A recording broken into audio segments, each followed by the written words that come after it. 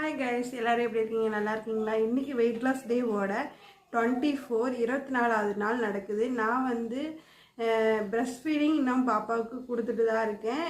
அதுக்கும் நம்ம எக்ஸசைஸ் பண்ணுறதுக்கும் ப்ரெஸ்ட் ஃபீடிங் பண்ணுறதுக்கும் சம்மந்தமே கிடையாது.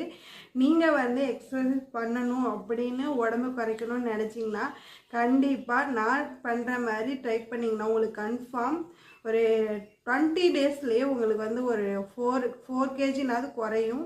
கண்டிப்பாக நான் ட்ரை பண்ணி பார்த்தனால நான் சொல்கிறேன். நீங்கள் வெயிட் லாஸ் பண்ணணும் அப்படின்னு நினைக்கிறவங்க ஃபஸ்ட்டு காலையில் லெமன் டீ எடுத்துக்கோங்க. ஓட்ஸ் கஞ்சி இல்லைன்னா ராகி கஞ்சி இல்லைன்னா கோதுமை கஞ்சி அந்த மாதிரி எடுத்துக்கலாம் காலையில் டிஃபனுக்கு.